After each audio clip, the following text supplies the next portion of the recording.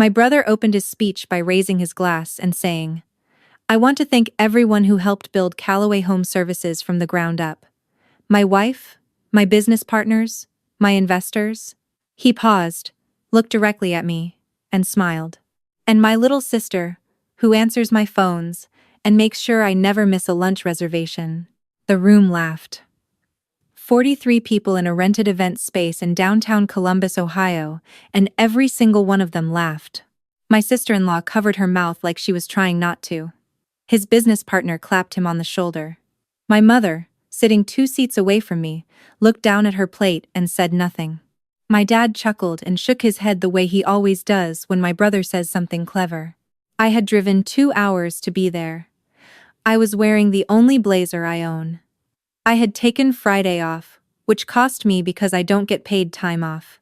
I sat at that table with a glass of champagne in my hand, and a smile I had practiced holding still, and I listened to my brother describe me to his entire professional network as someone whose most important contribution to his company was booking his lunch reservations. I set my glass down very carefully. I did not throw it. I did not say anything. I picked up my purse, walked to the coat rack by the door, and left. Nobody called after me. I heard him continue the speech as the door swung shut behind me. I sat in my car in the parking garage for about 20 minutes. I didn't cry. I just sat there with both hands on the steering wheel, thinking about how 3 years of my life had just been summarized as phone answering. Let me tell you what I actually do. My name is Maya. I am 31 years old. I live in a 1-bedroom apartment in Dayton, and I work from home. My official title, the one on the contract I signed 3 years ago when my brother started Callaway Home Services, is Operations and Compliance Manager. He pays me, or he did pay me, $22 an hour, contractor rate, no benefits, no PTO, roughly 30 hours a week. Here's what those 30 hours a week looked like. I managed every vendor relationship the company had. 14 vendors.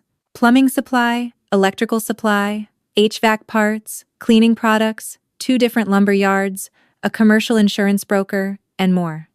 I handled the purchase orders. I tracked the invoices. I caught a duplicate billing from one supplier that would have cost him $6,000 if I hadn't flagged it. He never knew about that. I just fixed it and moved on. I handled all the licensing and compliance paperwork.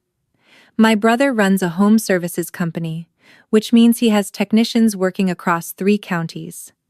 Each county has its own permitting requirements. Each service category, plumbing, electrical, HVAC, has its own licensing renewals, insurance certificates, and inspection schedules. I tracked all of it in a spreadsheet system I built myself. Every renewal date, every fee, every submission deadline. I filed the paperwork. I paid the fees from the business account. I scheduled the inspections. My brother had never once looked at that spreadsheet. He did not know it existed. I managed payroll processing for his 8 full-time technicians. He used a third-party payroll software, but someone had to input the hours, verify the rates, check the deductions, and submit the batch every 2 weeks. That someone was me. I also handled the direct deposit setup for every new hire and the offboarding paperwork when someone left.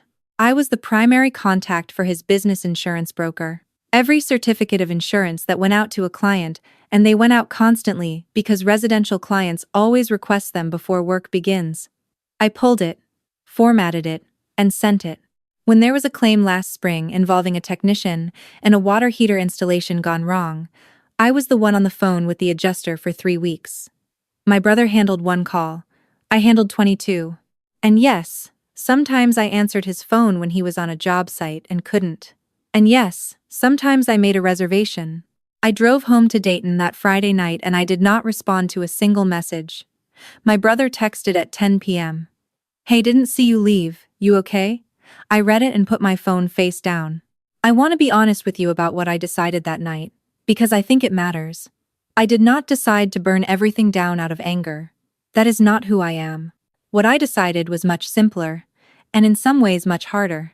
I decided to do exactly what he had described. He told 43 people, including his investors and his largest clients, that I answer phones and book lunches. Fine. Starting Monday, that is all I would do. Nothing more. I would not file anything. I would not process anything. I would not track anything.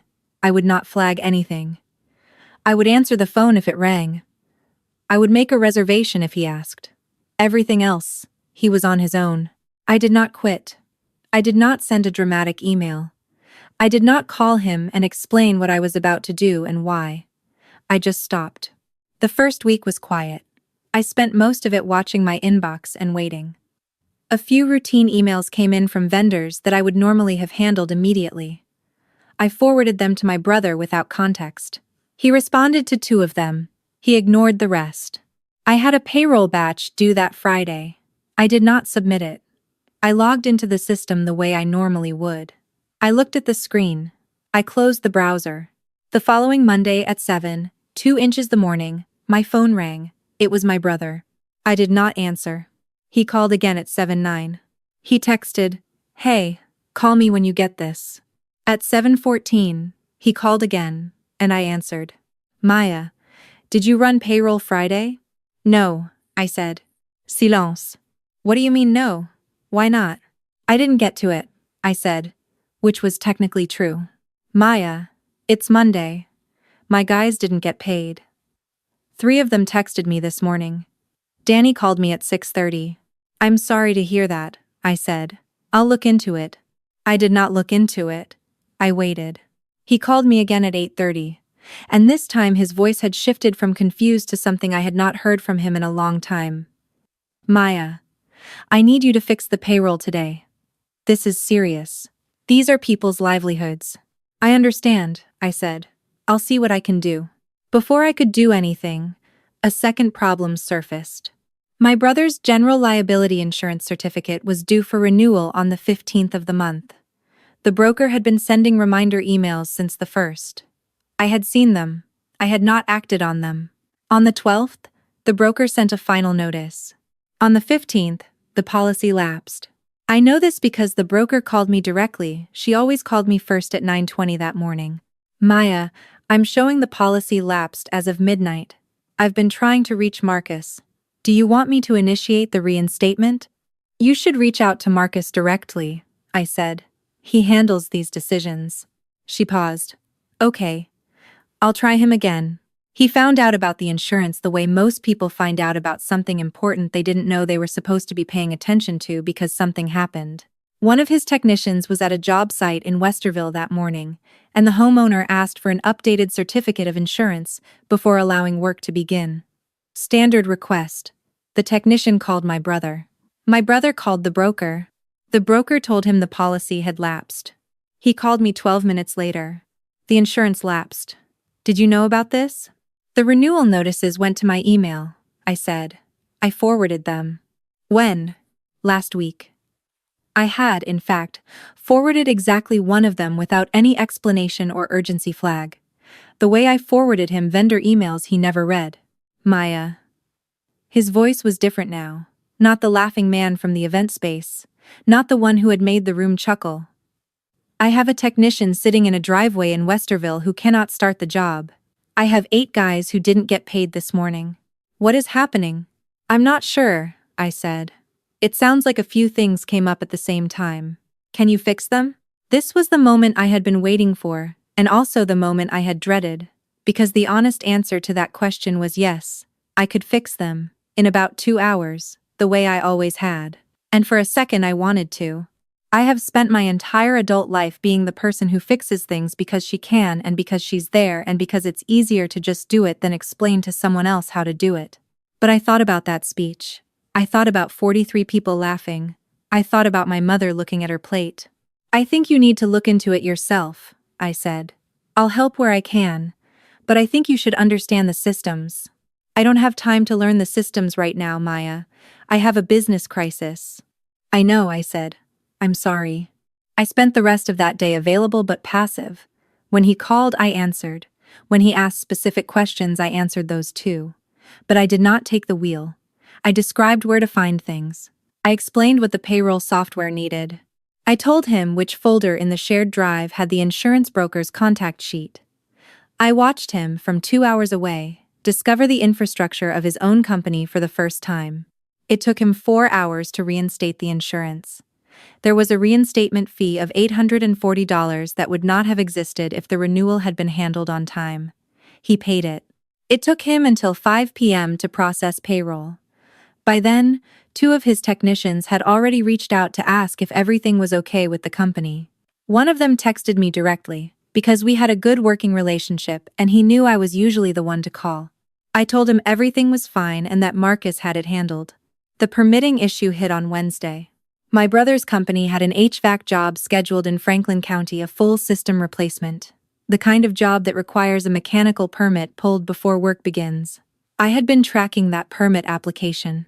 It had been submitted, but there was a status check required by a specific date that I had in my calendar. I had not done the status check. The permit had been flagged for additional documentation by the county office, and the deadline to respond had passed. The permit was now expired. His crew showed up to a job they could not legally start. He called me while he was still on the phone with the county. I will not repeat everything he said, because some of it was not kind, and I think he knew that even as he said it. But the part I will tell you is this. At some point, in the middle of all of it, his voice broke, and he said, "I don't understand how you do all of this. I didn't know any of this existed." And I said, quietly, "I know you didn't." He asked me to come in.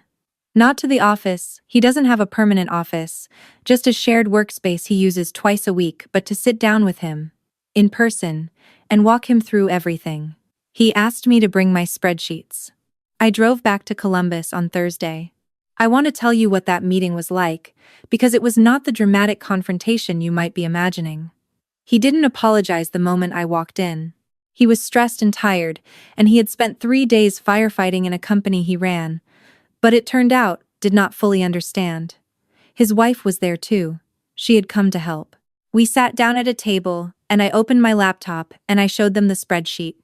All of it. Every vendor, every renewal date, every compliance requirement, every payroll record, every insurance certificate, every permit I had ever tracked or filed or followed up on for 3 years. His wife was the first one to say anything. She said, "Marcus, this is an entire operations department." He didn't say anything for a long time. Then he looked at me and said, "Why didn't you tell me?" And I said, "I did. You just didn't hear me." He started to say something and I kept going, because I had thought about this drive for 2 hours, and I knew what I needed to say. At your opening event, you told your investors and your clients and your family that I answer your phones and book your lunches.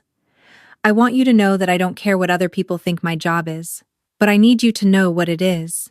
And I need you to treat it accordingly. He was quiet for a long time after that. What he said next surprised me. He didn't argue. He didn't get defensive. He said, "You're right. I've been an idiot." And I was embarrassed that night. Embarrassed because I knew you were doing more than I ever said out loud, and instead of saying it, I made it a joke. That was wrong. I'm sorry. Before I tell you what happened after that, I want to ask you something. What time is it where you are right now, and where are you watching from? Drop it in the comments. I love knowing where you all are. We renegotiated my contract that afternoon. I will not give you the exact numbers, because they are private, but I will tell you that the new rate reflected what 3 years of systems building and compliance management and payroll processing and vendor relations is actually worth. It also included paid time off, which I had been working without for 3 years and had somehow convinced myself was normal. He also agreed to something I had wanted since the beginning but never asked for directly. A title change, in writing, on the company's official documentation. Not contractor, operations director. On the website, in the company profile, in the signature block on the certificates of insurance I send out, which go to every client they work with. There is something I want to say before I wrap this up, because I think about it a lot. I did not do what I did to punish my brother. I know some people, when they hear this story, will say I put his employees in a difficult position, and they are not wrong. His technicians went a weekend without pay because of a decision I made, and I have sat with that. It is the part of this I am not entirely proud of. I called Danny myself, the technician who had reached out to me, and I explained what had happened, and I apologized to him specifically. But here is what I know about people like me, and maybe you know someone like me, Or maybe you are someone like me. We make ourselves small so that others can feel large. We do the invisible work, and we accept the invisible credit, and we tell ourselves it doesn't matter what people think, only what we know, and sometimes that is true. But sometimes someone stands in front of a room full of people who matter to them and turns you into a punchline, and you realize that invisible has a cost. And the cost has been quietly accumulating for 3 years. My brother did not know what he had until it stopped working. Now he does. There is a quote I wrote in my notes the week after everything happened. It is not from a book or a song. I just thought of it on a Tuesday morning when I was setting up the new contract terms. It goes like this. The person they forgot to mention in the speech is usually the one who made sure the microphone worked, the venue was booked, and the speakers didn't blow the circuit. You can leave them out of the toast, but you can't leave them out of the building. If you are the person who keeps the building standing, I see you. Do not wait for the speech. Get the contract, get the title, get the credit. And if you are the one giving the speech, look around the room before you start. Make sure you haven't already made the mistake my brother made. Thank you for watching. If this story resonated with you, leave a comment. Like the video if you think Maya made the right call. And subscribe to Revenge Vine, because every week, we have another story about the people who were underestimated and what happened next.